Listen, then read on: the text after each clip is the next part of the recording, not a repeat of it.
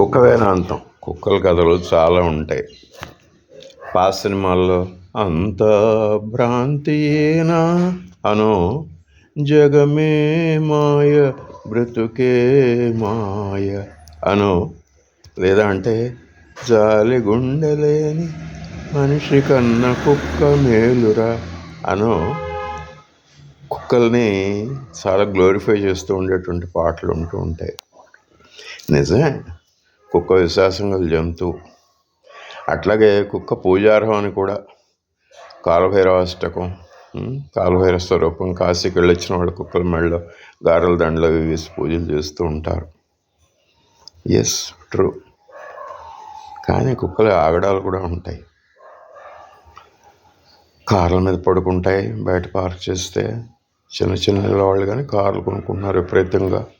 కార్ల మీద పడుకుంటాయి, కార్ల కవర్లు చించుతాయి, దొడ్లలోకి దూకుతాయి, స్కూటర్ కవర్లు చించుతాయి, ఏమన్నా మ్యాట్స్ ఉంటే ఆ మ్యాట్స్ని చించుతాయి. ఇవన్నీ కాకుండా వీలైతే వాటి కాలకృత్యం కూడా తీర్చుకుని వెళ్ళిపోతూ ఉంటాయి. వాటితో మనిషి పెట్టుకోలేడు. నేను బలవంతుడని అనుకున్నా కానీ సాధ్యమయ్యే మాట కాదు. అట్లా ఏం చేయటం? ప్రతి నాణ్యానికి రెండు వైపులు ఉంటాయి. అది మనం అర్థం చేసుకోవాలి.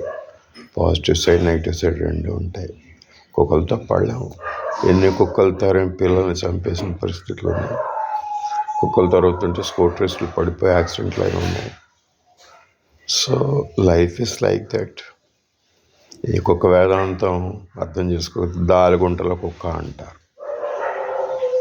కుక్క బుద్ధి పోనిచ్చావు కాదురా అంటారు. నీ కుక్కున్న శ్వాస కూడా లేదురా అంటారు. కానీ చూస్తూనే ఉంటాం. అప్పుడు కుక్క సాగు వచ్చాడు అని కూడా అంటూ ఉంటారు. ఈ లైఫ్లో అన్నీ మనం సమంగా తీసుకోవాలి. నేర్చుకోగలిగితే నేర్చుకోవాలి.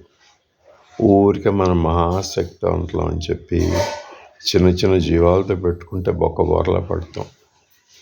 నష్టాలు కూడా జరుగుతూ ఉంటాయి. Beware beware beware of dogs. అంతేగా అంతేగా అంతేగా.